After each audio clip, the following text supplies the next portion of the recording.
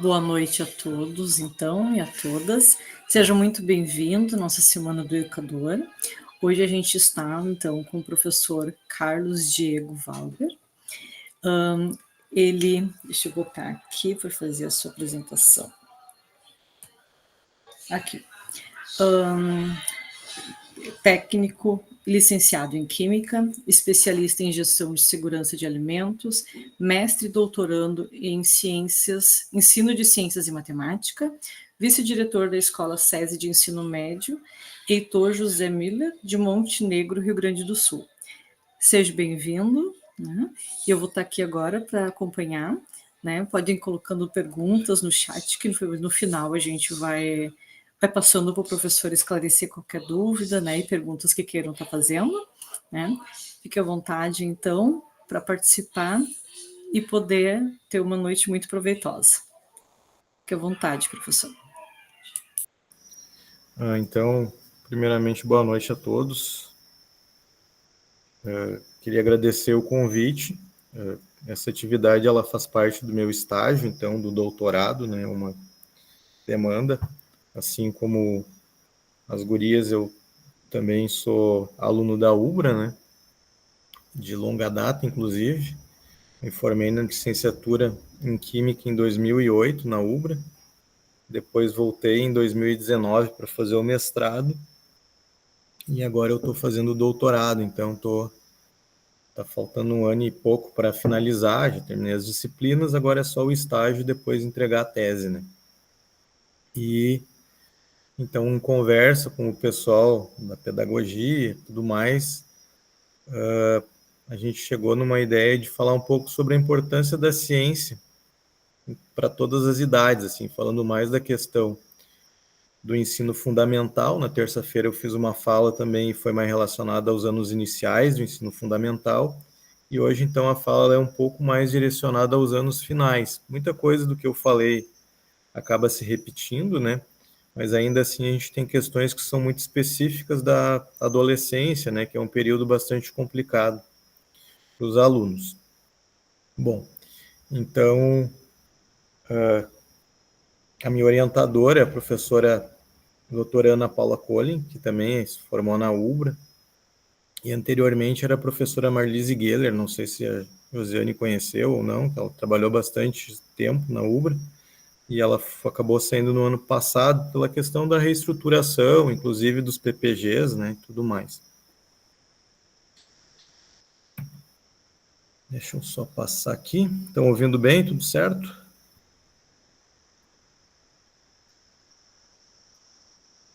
Ok. Então, eu sou o Carlos Diego Valber, sou técnico em Química, licenciado em Química, tenho uma especialização em Gestão de Segurança de Alimentos. Por um bom tempo eu trabalhei na indústria e concomitante dando aula, e desde 2017, então, eu passei a só dar aula, só não, né, porque dar aula é algo muito importante, inclusive, e nesse ano, no meio do ano para frente, eu passei a atuar como vice-diretor. Então, eu sou mestre em ensino de ciências e matemática e estou terminando o doutorado em ensino de ciências e matemática. Da escola a gente já comentou, então eu trabalho numa escola particular do SESI, em Montenegro, que é uma escola que tem bastante recurso, né? Então, a minha realidade dentro de escola, ela é uma realidade que eu considero sendo privilegiada pela questão das tecnologias e tudo que eu tenho acesso, laboratório, tudo mais. Mas a ideia é que a gente fale de coisas que são um pouco mais simples de serem aplicadas em sala de aula e que não demandem tanto custo e tanta estrutura.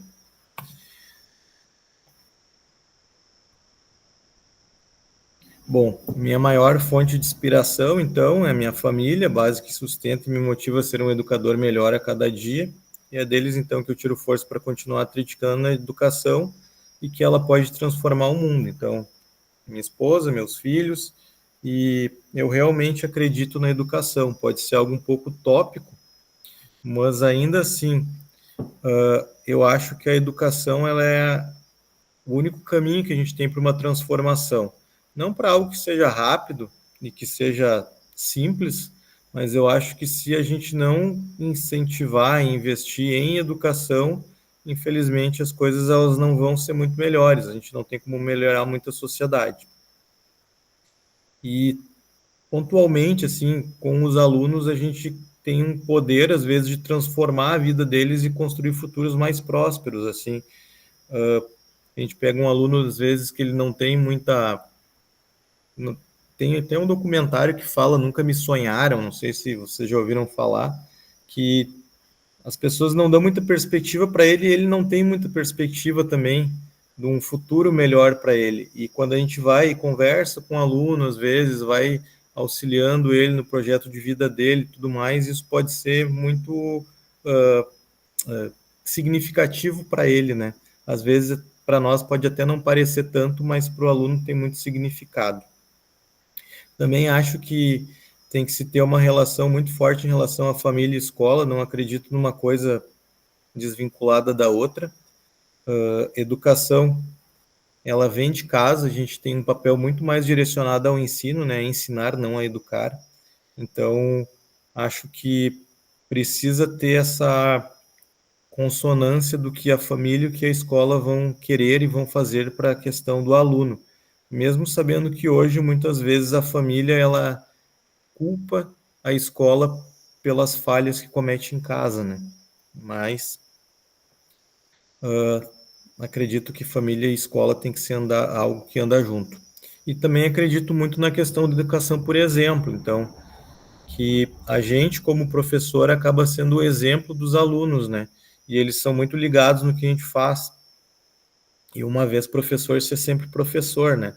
Agora que eu não estou mais em sala de aula, daí, tipo, que nem ontem que foi dia dos professores, daí os alunos, igual dá um bombom, dá alguma coisa, daí a gente ainda comentou que tu vai ter 80 anos, talvez tu vai encontrar alguém no supermercado e vai te chamar de professor, ele pode não lembrar o teu nome, mas lembra que tu foi professor dele, né? O professor, então, a gente acaba sendo um exemplo para os alunos e uma referência, né? Isso mesmo nas ações mais simples. Por que falar então de ciência com os adolescentes, que é mais o foco da nossa fala, então? Os anos finais do ensino fundamental são marcados por descobertas intensas, como a questão de puberdade e tudo mais, que a gente tem essas transformações, construção de identidade, busca por autonomia, desenvolvimento de senso crítico, e está tudo em pleno florescimento, né? E a ciência, inclusive, ela pode se tornar uma ponte poderosa entre o mundo externo e o universo interior do adolescente, oferecendo ferramentas para compreender mudanças, fazer perguntas, encontrar respostas. Então, a ciência mesmo ela pode auxiliar em algumas questões dessa fase, né? Que o adolescer, então, adolescer, tem gente que faz uma relação do adolescer com adoecer, que é quase que uma doença em certos pontos e certos momentos da vida, né? Por toda essa questão do hormonal que tem, toda essa bagunça que tem dentro do organismo, né? Então, a ciência pode, inclusive, auxiliar nesse ponto. Daí tem também uma frase do Carl Sagan, ele fala, curiosidade é o motor da descoberta. Então, a gente tem que falar de ciência e também deixar os nossos alunos curiosos, atrelar a ciência à curiosidade, porque o aluno ele não pode perder a curiosidade, porque é isso que vai fazer ele buscar novos conhecimentos e, a partir desses novos conhecimentos, ir moldando a personalidade dele, inclusive para a vida adulta. Uma coisa que eu percebo bastante forte, assim, que quando os alunos eles vêm do 9º ano para o ensino médio, muitos deles já perderam essa curiosidade, ela já foi, de certa forma, podada. Então, ele já chega numa situação que a primeira coisa que ele fala, eu odeio química, eu odeio física, porque é muito difícil, é muito complicado. Até a biologia ainda ela é um pouco menos, como é que eu posso dizer, carregada dessa questão. Eles ainda têm uma aceitação um pouco maior, mas física e química já tem muitos alunos que eles já se rotulam como sendo não competentes para entender esses conceitos, e na verdade não é por aí.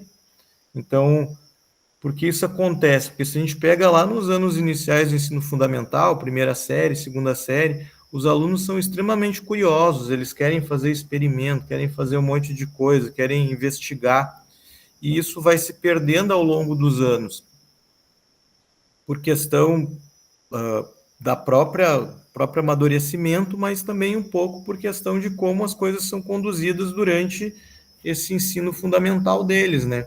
A gente sabe que tem escolas hoje que vivem uma realidade muito complicada em relação a recurso, então não tem um laboratório, não tem às vezes nem um projetor direito tem, né, para conseguir passar as coisas. O que é ver um filme, não tem uma TV decente, não tem um DVD, não se usa mais, lógico, né, mas não tem recursos, não tem uma internet que consiga suprir essas demandas. Então isso acaba sendo aos poucos eles não têm mais o incentivo para pesquisar, eles não têm mais essa curiosidade sendo desenvolvida. Isso é um problema bastante grande. Quais que são os objetivos, então, dessa fala, dessa apresentação? Primeiro, a gente refletir sobre o papel da ciência, como a ciência ela pode conectar a questão da adolescência e suas transformações, falar de algumas estratégias que podem unir ciência, identidade, desenvolvimento pessoal, relacionar com a BNCC, que é a Base Nacional Comum Curricular, e também com o DUA, que é o Desenho Universal para Aprendizagem, que é o que eu pesquiso no doutorado e já pesquisei no mestrado, e trazer algumas dicas de recursos práticos, experiências, jogos, livros e ferramentas que a gente pode utilizar para engajar um pouco mais os alunos. Se alguém quiser fazer alguma pergunta, algum comentário, bem tranquilo, pode levantar a mão ou mesmo abrir o microfone e falar, porque como a gente está em poucos, é fácil, e daí fica mais uma questão de conversa mesmo, né, de trocar ideia e tudo mais. Então, uma questão da adolescência e curiosidade científica. Então, a adolescência é o fim da infância, o início da autonomia intelectual. Os estudantes começam a questionar, investigar e formar opiniões próprias sobre o mundo ao seu redor.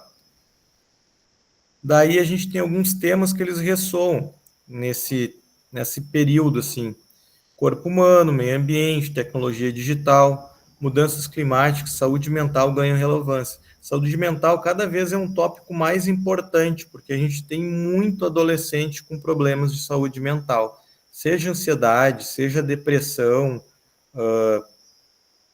tanto que hoje a gente tem um percentual muito grande de adolescentes que se medicam, já que já tomam medicações para esse tipo de problema de saúde, né?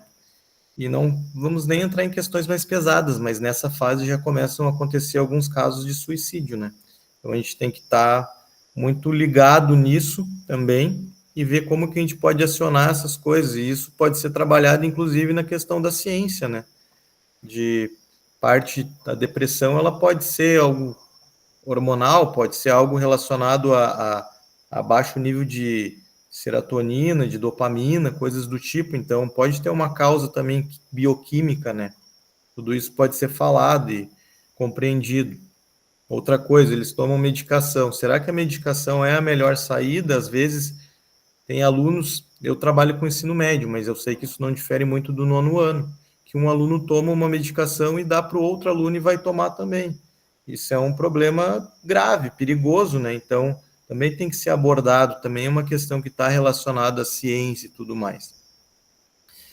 A gente começa a ter questionamentos existenciais e sociais, perguntas sobre identidade, pertencimento e propósito se tornam centrais nessa fase. Também a gente começa a ter alguns problemas de uso de entorpecentes, né? E às vezes por uma questão até de identidade, de querer pertencer a um determinado grupo. Então também é algo que a ciência ela pode, nas aulas de ciências, a gente abordar algumas coisas nesse sentido. Ciência como empoderamento. Conhecimento científico oferece ferramentas para expressão, compreensão e transformação da realidade. Então, a ciência ela pode trabalhar e auxiliar em todos esses aspectos, desde que a gente trabalhe de forma direcionada. Lógico que tu não vai...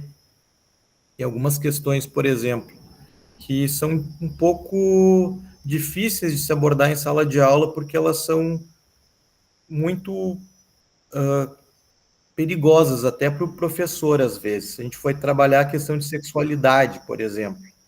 Pode falar, Josiane. Oi, professora. Me veio muito em mente essas questões da medicação mesmo, né? Porque dependendo da maneira que o professor vai abordar isso em sala de aula, ela pode trazer uma curiosidade, né? Sim, Sobre esse, ou daqui a pouco aquela adolescente já toma aquela medicação, né? Mas não sabe exatamente, às vezes, qual o motivo em si, mais uma questão, depende de família, né, para poder trazer sobre isso. No caso das medicações, assim, se começa a abordar isso em sala, né, como é que pode trabalhar sobre essas questões com os alunos do ensino médio, fundamental ali, nono ano, oitavo ano, porque cada vez mais a gente está percebendo que os alunos estão vindo com medicações, né? E não são coisas leves, assim, são medicações tarja preta, algumas coisas bem fortes, né? Tem alguma estratégia, assim, que pode já estar sendo utilizada? assim, o que a gente trabalha na escola, que eu trabalho muito com os alunos, é a questão da pesquisa mesmo, assim, pesquisar sobre, e também pesquisar sobre alternativas ao uso do medicamento, porque tem outras vias de fato. A gente não pode condenar o medicamento e falar que ele não é importante, porque tem pessoas que realmente vão precisar, mas que também pode se buscar outras coisas que vão trazer, então, essa sensação de bem-estar. Faz um esporte, cuida um pouco da alimentação, às vezes o sono adequado, dormir corretamente as horas de sono, porque tudo isso acaba influenciando no bem-estar do aluno, sabe? Então, isso que a gente busca conversar também com eles, não é nem fazer um juízo de valor no sentido de quem toma ou não toma, mas tentar trazer outras possibilidades, assim, porque a gente não é médico, não pode diagnosticar, não pode medicar, não pode fazer nada disso, mas percebe-se que tem aumentado muito, assim, o uso de medicação, né, nesse sentido. Mas seria mais ou menos nesse sentido, de conversar sobre essas coisas também, não colocar como sendo um tabu que não pode ser falado, sabe? Uhum. Porque na verdade não pode condenar a medicação, porque tem casos que realmente é Claro. necessário, né, o questionar sobre isso, né, mas sim, de repente, trazendo essas alternativas que o senhor está falando, né, que pode Sim. contribuir, daqui a pouco, a longo tempo, ter uma redução da quantidade da medicação que a pessoa Isso. utiliza, né, para Sim. trabalhar com o bem-estar deles mesmo, né, principalmente ali, eu trabalho numa escola como orientadora educacional, tá, do 7º ano ao ensino médio, e eu percebo isso, sabe? Só que tem alunos que realmente precisam, só que aí, assim, a questão da continuidade da medicação e das alternativas que se tem é algo muito complexo também, porque daqui a pouco começa a medicação e tu consegue identificar bem o aluno quando ele está medicado e quando ele não está. Então, melhorei um pouco, aí eu parei, né? É. Então, essas orientações é bem importante de passar para eles que, assim como inserir uma medicação tem que passar por uma avaliação médica para reduzir também, Sim. né? E daí entra mais uma vez naquela questão da família parceira, né? Então, de acompanhar o aluno nessa questão da medicação, apesar que a gente sabe que às vezes as famílias são desestruturadas, né? Então, não é culpa do aluno em si. Então, por isso que a escola acaba servindo como um ponto de apoio também nesse sentido, né? E daí, sempre quando for falar, trazer a questão da ciência, né? Tentar linkar as coisas, o porquê que não é legal, o porquê que tu vai ter uma dose muito alta, ele vai baixar muito rápido, teu organismo precisa um tempo para adaptação, para trazer base no que se fala. Bom, em relação à BNCC, então, o que ela fala e pede, então, que a gente tenha base nacional, então ela posiciona a ciência da natureza como área estruturante para o desenvolvimento integral dos estudantes, para ele compreender os fenômenos do mundo, né? Então, ela trabalha a questão da investigação científica, observar fenômenos, formular hipóteses, buscar evidências, que se tenha uma argumentação fundamentada, construir e defender ideias com base em dados e raciocínio lógico. Também aqui a gente pode trabalhar a questão um pouco das fake news, né? Tomada de decisão consciente, aplicar conhecimentos para escolhas éticas e responsáveis. As competências gerais incluem pensamento crítico, empatia e responsabilidade social essenciais para formar cidadãos ativos, isso pegando de uma forma geral o que a Base Nacional Comum Curricular fala. Em relação ao DUA, só falando um pouco sobre o que é o DUA, né? Então, o Desenho Universal para Aprendizagem, ela é uma abordagem educacional que ela busca garantir que todos os alunos tenham acesso à aprendizagem, respeitando as suas diferenças cognitivas, sensoriais, culturais, emocionais, então, que ela pega que, em vez de adaptar o conteúdo depois, o DUA propõe planejar desde o início com flexibilidade e inclusão. Então, por exemplo, se eu tenho uma rampa de acesso, a rampa de acesso ela pode ser utilizada tanto por uma pessoa que tem uma necessidade, um cadeirante, por exemplo, como uma pessoa que não tem problema nenhum na questão na sua locomoção. Então, pensar também em estratégias de sala de aula que elas possam ser utilizadas pelo aluno que ele tem alguma necessidade especial, como para os alunos que não têm necessidades especiais, como para alunos, às vezes, que a gente até percebe que ele tem alguma questão de déficit cognitivo, alguma coisa, mas ele não é laudado, né? Porque isso também acontece bastante. Então, que a gente consiga facilitar a aprendizagem de todos os alunos e que todos consigam trabalhar dentro do mesmo plano de aula. Por exemplo, quando eu trabalho com geometria molecular, com as moléculas orgânicas, eu uso bala de goma e uso palito de dente para que eles criem as moléculas. Daí, quando eu trabalho com a molécula, eu trabalho com moléculas, tipo as balas de goma de diferentes tamanhos, para pensar em questão de carbono, de hidrogênio, diferentes colorações também, e isso acaba facilitando para que ele consiga ter, então, essa diferenciação e consiga ver algumas coisas relacionadas, inclusive à geometria, pensar em questões da geometria tridimensional. E daí a pessoa que tem mais dificuldade, ela vai conseguir visualizar um pouco melhor essas questões, porque vai ter um pouco mais de concretude nas coisas.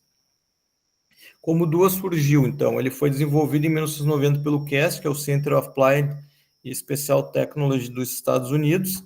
Inclusive, ele está na lei básica da educação dos Estados Unidos como sendo um recurso potente para ser utilizado. E ele é inspirado nas ideias da neurociência cognitiva, então ele reconhece que cada cérebro aprende de uma forma diferente, justamente por isso a gente precisa ofertar os saberes de diferentes formas também, não pode ser só de um jeito, não pode ser só um texto, como não pode ser só um slide ou só um vídeo, eu preciso ofertar de diferentes formas o conhecimento. E ele se baseia, então, nos princípios do desenho universal da arquitetura, que cria espaços acessíveis para todos, aplicando esse conceito de educação. Então, que ela seja acessíveis para todos. Logicamente que, olhando assim, ele parece ser muito bom, maravilhoso, tudo perfeito. Eu vou conseguir ofertar a educação, vou conseguir, na mesma aula, com que todo mundo aprenda. Na prática, não é bem assim. A gente sabe que não funciona bem dessa forma, mas ele é uma alternativa que a gente pode pensar e pode fazer uso, mesmo que ele não vá conseguir atingir 100%. Se eu antes atingia 60% e eu conseguir passar para 70%, eu já tenho um ganho. Então, tudo que a gente conseguir melhorar já é válido. Essa é a minha opinião, assim. E o DUA, então, ele parte de 3 princípios. Múltiplas formas de engajamento, então diferentes maneiras de despertar o interesse e motivar, múltiplas formas de representação, diversos formatos para apresentar a informação e múltiplas formas de expressão, variadas possibilidades para demonstrar aprendizagem.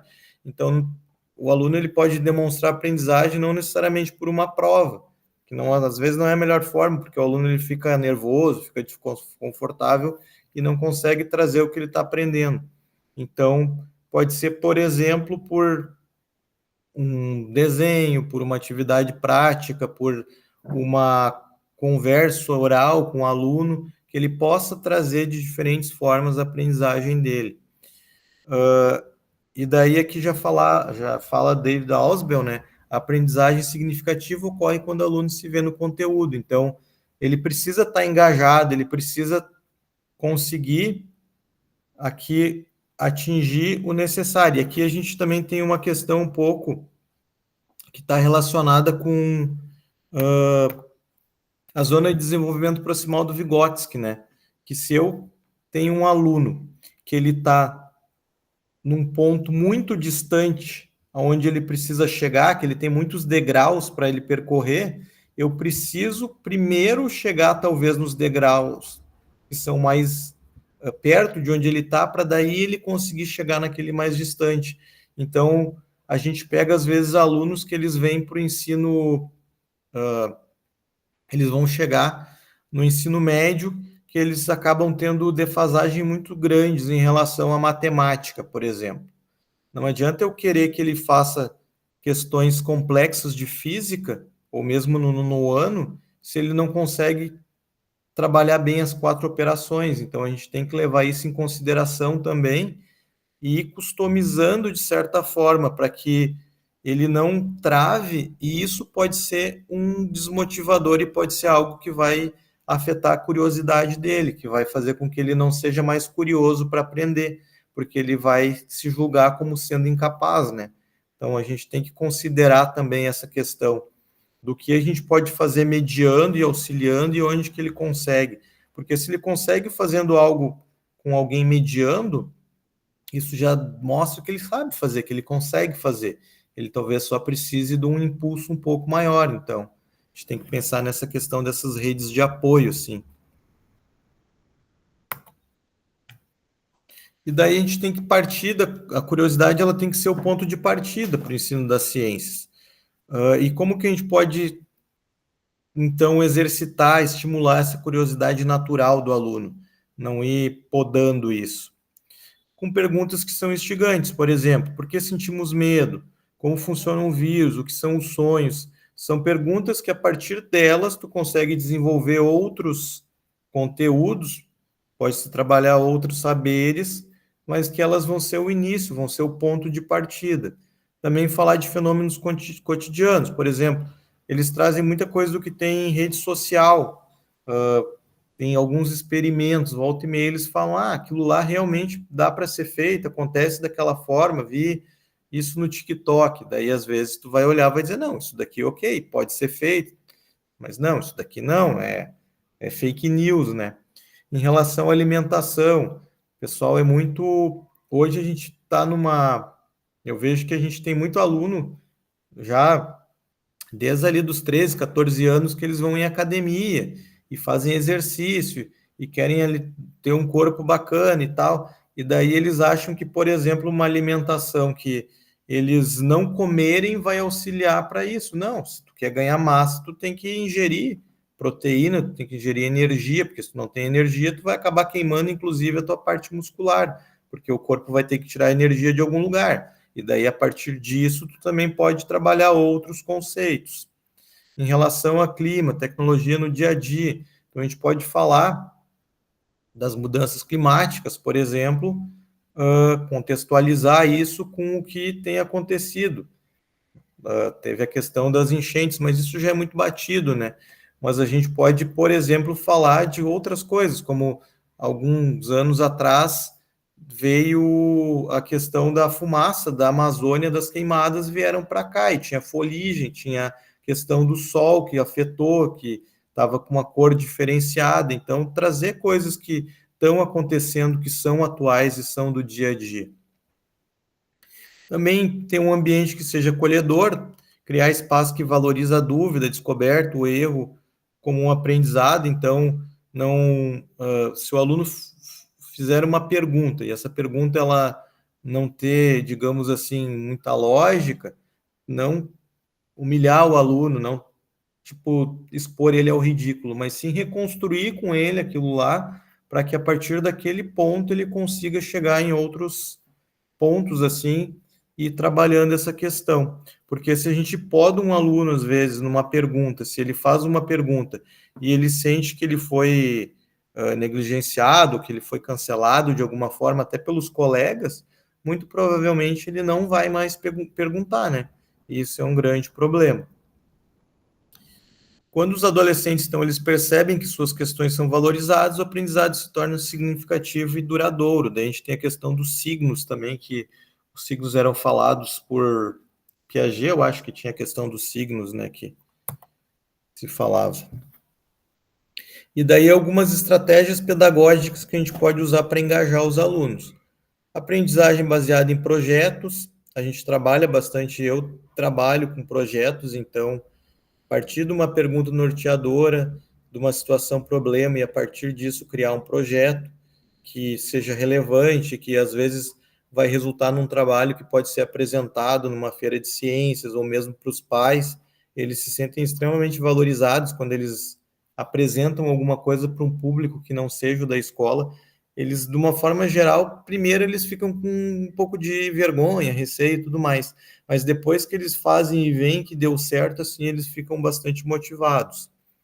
Questão de rodas de conversa, diálogos abertos com perguntas, sem respostas prontas, valorizando diferentes perspectivas, trabalhar com recursos diversificados, então materiais visuais, digitais, táteis, multimídia, a gente pode trabalhar com vídeo, trabalhar com um trabalho colaborativo, e daí os grupos eles ter papéis definidos assim dentro do grupo, que isso vai fazer com que o protagonismo ele seja compartilhado, porque senão fica sempre sendo a mesma pessoa o protagonista, ou às vezes até tem um aluno que ele sempre acaba indo, digamos assim, de carona nos outros, e quando a gente define papéis e cada um tem um papel definido dentro desse grupo, hoje tu vai ser o redator, hoje tu vai ser o que vai apresentar, hoje tu vai ser o que vai ser responsável pela pesquisa.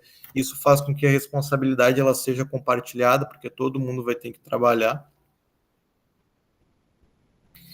E aqui trazendo então alguns experimentos que podem ser feitos com os alunos, que são experimentos assim que eles são mais simples de se fazer, eles não têm, digamos, em relação à periculosidade, não é nada que seja perigoso e que é material de fácil acesso e não precisa muita vidraria, não precisa ser feito num laboratório, por exemplo.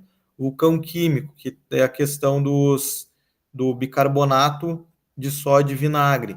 Então, ele pode ser utilizado para demonstrar reação química, reação ácido-base, neutralização, de forma mais visual e mais empolgante. Tem o arco-íris caseiro, que explora a decomposição da luz usando materiais simples, que decompôs a luz com prisma. Uma bússola artesanal, que a gente pode trabalhar com questão de magnetismo e orientação espacial. O jardim na garrafa, que tem a questão da demonstração da germinação, fotossíntese e como funciona um ecossistema fechado. Então, camadas de densidade, a gente pode trabalhar com diferentes líquidos para trabalhar a questão da densidade e também da solubilidade. Pulmão artificial com balão para simular o sistema respiratório de maneira interativa. Detector de pH natural, a gente pode usar a questão do repolho roxo e explorar parte da química orgânica, indicadores.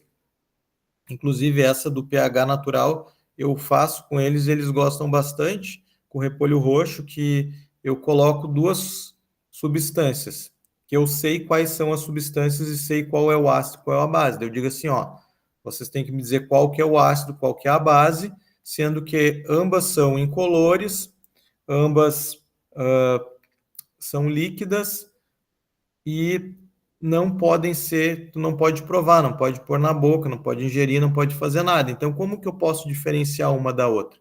Justamente pensando nessa questão do pH, da coloração. Também a gente tem a questão dos jogos, que os alunos gostam bastante, então vai ser tanto jogo físico quanto jogo virtual.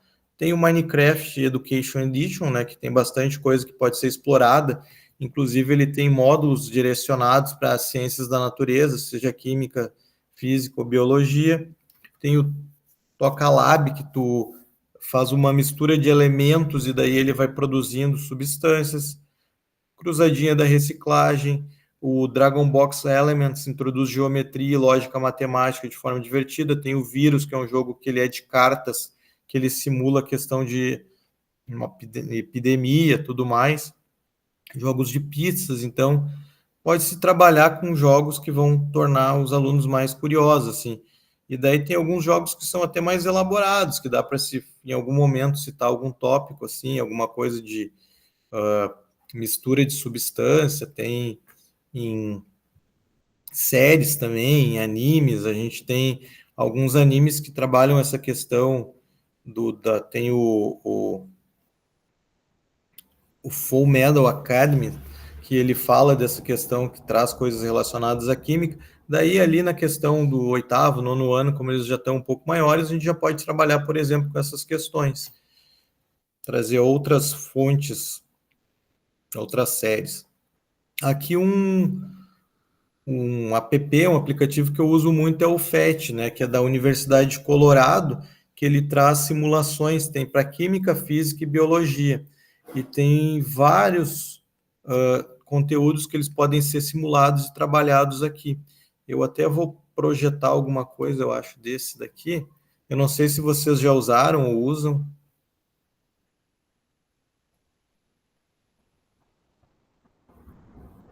Deixa eu só parar de apresentar. Eu vou compartilhar outra tela.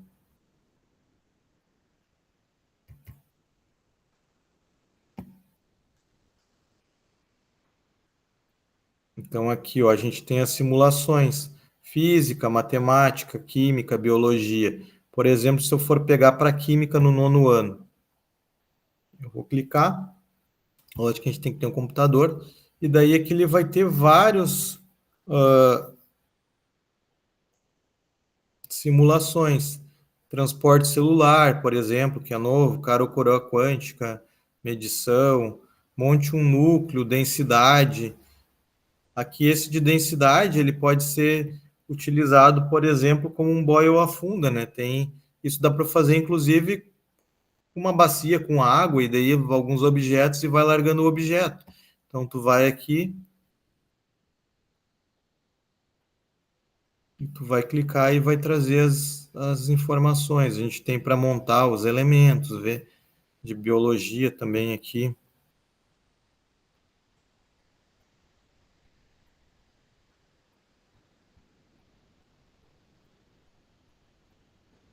A Camille colocou sobre uma professora ter trazido, realmente ele é muito interessante, ele é fácil de trabalhar, né? Então aqui a gente tem seleção natural, por exemplo, essa dos coelhos.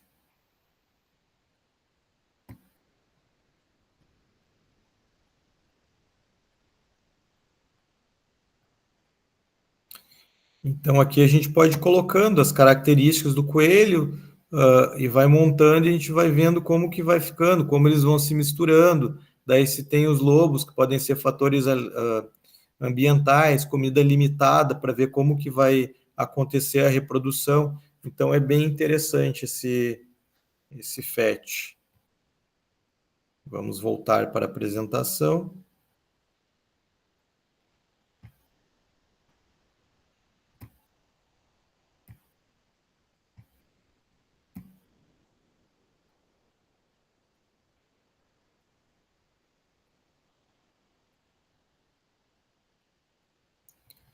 Então aqui é uma opção que eu uso bastante, dá para ser usado no 9º ano, no 8º ano. E daí aqui falando sobre os experimentos científicos, né, que a experimentação é o coração da ciência. Através de experimentos práticos, os estudantes transformam conceitos abstratos em experiências concretas e memoráveis. Então, os experimentos, eu já falei um pouco para vocês, mas aqui está explicando um pouco melhor cada um deles, assim, e o que precisa, tipo o vulcão. Bicarbonato de sódio, que é algo bem barato, se encontra com muita facilidade, e vinagre. Detector de pH, a gente precisa de repolho roxo só, praticamente, para fazer isso. E depois um ácido, uma base, que a gente pode pegar suco de limão, por exemplo, como sendo ácido, e água sanitária como sendo o básico. O arco-íris, a bússola, então tudo coisas muito simples da gente trabalhar. Então aqui também é física dos líquidos, aquele lá. A gente pode ter mel, detergente, água e óleo. Então vai ter o mais denso para o menos denso. E eles vão acabar se configurando numa forma relacionada à sua densidade. Dos jogos também já falei um pouco, né? Em relação a livros também, a gente tem o livro do Manual do Mundo, o grande livro de Química e o livro da Biologia, são experimentos. Não sei se vocês já assistiram ou assistem algum vídeo do Manual do Mundo, do Iberê Tenório. Eu gosto muito dos vídeos dele, assim, e tem bastante coisa interessante. Ele tem também o canal do YouTube, ele tem um site do Manual do Mundo e também tem um livro que ele publicou faz um tempo. Temos o Cosmos, que é uma série que é do Carl Sagan também, que tem uma versão mais antiga e tem uma versão mais atual, que fala sobre astronomia, física e filosofia unindo essas áreas, esses saberes. Temos também uma breve história do tempo, que é do Stephen Hawking, que explica buraco negro, origem do universo, tempo de forma acessível, física e teoria ao alcance dos jovens. Temos um livro do Monteiro Lobato, que é um livro bem antigo, que é Serões de Dona Benta, que fala sobre ciência, fala sobre astronomia e geologia explicadas no sítio do Pica-Pau Amarelo, então, que é um livro antigo. Tem a questão de séries e filmes também, alguns. O Menino que Descobriu o Vento, que é um filme bem bacana, assim, que é o menino, ele, a partir de um motor, de é uma bicicleta motor elétrico, né? Ele consegue, então, puxar água do poço por vento, tudo, ele faz os mecanismos dele lá e ele consegue produzir, então, produzir não, ele consegue ter água para uma comunidade que o maior problema deles era a falta de água, e depois eles conseguem plantar, conseguem evoluir bastante a partir disso. Tem um Ali, que é uma animação que aborda meio ambiente, consumismo e tecnologia. Também a gente tem Estrelas Além do Tempo, que é questão das mulheres negras matemáticas, que elas têm uma representatividade muito grande na NASA, né, na corrida espacial. Então, aqui já fala da representatividade negra na ciência, inclusive da mulher na ciência, que é algo que, por incrível que pareça, hoje ainda é pouco comentado e se tem um certo tabu no Brasil. No Brasil, primeiro que ciência já se tem um tabu de uma forma geral, né? Se alguém chegar para te falar, uma pessoa que tenha, por exemplo, a minha idade, 40 e poucos anos, e tu fala assim, qual a tua profissão? Se tu falar que tu é professor, já tem muita gente que acha que tu não trabalha, né? Agora, se tu falar que tu é pesquisador, daí o pessoal vai achar muito pior. Porque, mas o que tu faz? Tu é pesquisador? Não, né? Isso não é um trabalho, mas na verdade, nos Estados Unidos, por exemplo, a gente tem um número muito grande de pesquisadores de pesquisas. E por isso que a sociedade evolui, porque a gente precisa disso para evoluir, precisa de pessoas estudando, de pessoas se dedicando à pesquisa. Então, a gente ainda tem esse problema, digamos assim, no Brasil. De incentivo também, né, De professora? Porque o incentivo também, com incentivo à pesquisa certeza. não se tem, né, Não. aqui no nosso país, infelizmente, né? E quando pensa que a gente tem que reduzir alguma coisa, a primeira coisa que pensa, não, vamos reduzir nas universidades, né, para diminuir a pesquisa. E é Não. o que vai fazer com que cresça, com que desenvolva, com que descubra novas, né, ciências, novas coisas para ser realizado. Mas é uma cultura, né? Sim, uma das coisas que se fez, por exemplo, na UBRA agora foi extinguir os PPGs, né, que é os mestrados e doutorados, que agora eu vou ser da última turma que vai se formar no de ciências e matemática, o que é uma pena, lógico que estava dentro de uma reestruturação, mas não se pensou duas vezes antes de cortar essa parte, né? As próprias licenciaturas, elas são, muitos cursos já não existem mais porque tinha poucos alunos, mas daí é uma questão, por que tem pouco aluno? Porque é pouco valorizado, então, porque não é incentivado, então é bem complicado, né?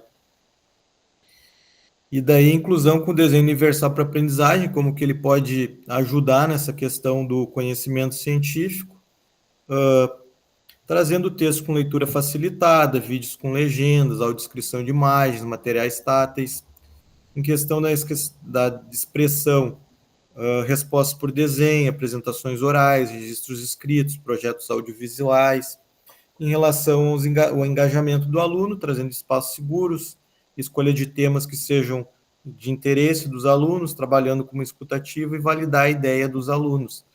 Mesmo que às vezes a ideia não seja melhor, reconstruir, mas não descartar aquela ideia completamente. E daí, pensando em construir cientistas do futuro, a ciência é uma maneira de pensar muito mais do que um corpo de conhecimentos. Então, a gente tem uma maneira de pensar científico que a gente pode desenvolver. Então, a ciência como linguagem, ferramenta para entender o mundo, questionar a realidade, construir os futuros possíveis através do pensamento crítico. Cidadãos do amanhã, formar pessoas curiosas, éticas e preparadas para os desafios do século XXI, capazes de tomar decisões informadas. E um ensino significativo, ciência acessível, lúdica e conectada à vida real, a BNCC Edu iluminam caminhos para uma educação verdadeiramente inclusiva, a curiosidade é a porta de entrada para o conhecimento. Então, a gente manter sempre a curiosidade como sendo algo a ser trabalhado e desenvolvido nos alunos. Nunca podar esse ser curioso, essa forma científica de pensar, de buscar, de ser curioso. Bom, aqui eu trago um pouco das minhas referências. Também aqui tem o site do CAST, que é o que fala do Desenho Universal para Aprendizagem, que é onde foi criado, esse é um site em inglês. Também trago como uma nova escola, que tem planos de aula, tem experimentos, tem coisas que podem ser pesquisadas lá para trabalhar com os alunos. E aqui também tem o meu e-mail, que é cdvalber@gmail.com. Caso alguém queira perguntar alguma coisa, mandar alguma coisa, eu fico aberto, então, para isso. E da minha fala é isso. Agora, não sei, questões, perguntas, comentários. Aqui no chat, a Camila colocou que na disciplina de Teologias Educacionais, a professora trouxe um laboratório virtual. Muito legal, pois traz algo que o aluno consiga enxergar. Né? Então, ela trouxe essa contribuição para a gente sobre a aula dela. E hoje tem bastante recurso, né? O que a gente precisa é ir atrás. Com certeza também tem uma questão de que às vezes falta tempo para o professor preparar as aulas, falta tempo para o professor conseguir fazer exatamente como ele queria, mas ainda assim a gente consegue fazer melhor, talvez, pesquisando um pouco, né? Indo um pouco mais atrás, assim, e se dedicando um pouco mais, assim. A gente também tem que ter cuidado para que a nossa curiosidade não seja podada, porque eu entendo também que nós, como os professores, às vezes sofremos do que os alunos também sofrem, né? A gente quer fazer alguma coisa, daí, não tem recurso, não dá, isso não vai dar certo. Às vezes os próprios colegas, eles desincentivam a fazer as coisas também, né? Então, também a gente também tem que nos mantermos curiosos, né? Isso também é importante. Estimular essa curiosidade científica, né? É. Porque, além disso, claro, a gente tem muitas questões com falta de recursos também, né? Que, infelizmente, acaba não sendo prioridade, muitas vezes, nas escolas, né? O recurso para esse tipo de pesquisa. Mas é uma maneira, porque assim, sempre tem aquele aluno que gosta, que vai atrás, que pergunta, que pesquisa, que traz coisas novas também, né? Incentivar isso é de extrema importância para poder ir contribuindo, né? Com certeza. Outra que colocou que já salvou, né? Aqui. Que salvou alguns materiais que o senhor for trazendo, né? Já salvei algumas dicas que o professor Carlos trouxe, que gostei bastante. Eu acho que é importante isso também, né? Desse compartilhar o conhecimento, né? A gente trazer sugestões, trazer ideias, né? Para que a gente possa expandir todos esses recursos que a gente tem, né? Para modificar uma aula, para, né, fazer uma aula com mais dinâmica, né? Sim.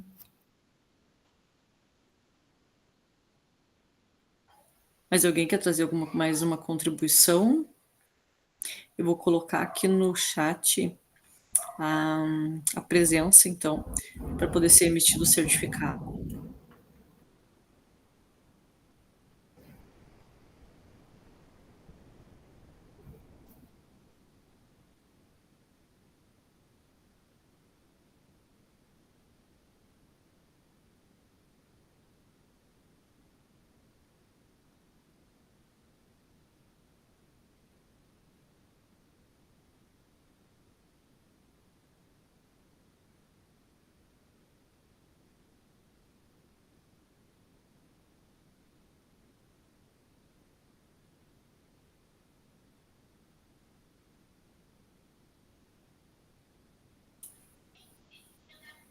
Mais alguma contribuição? Camila, Cindy, Ariel, gostaria de trazer mais alguma coisa sobre a fala do professor?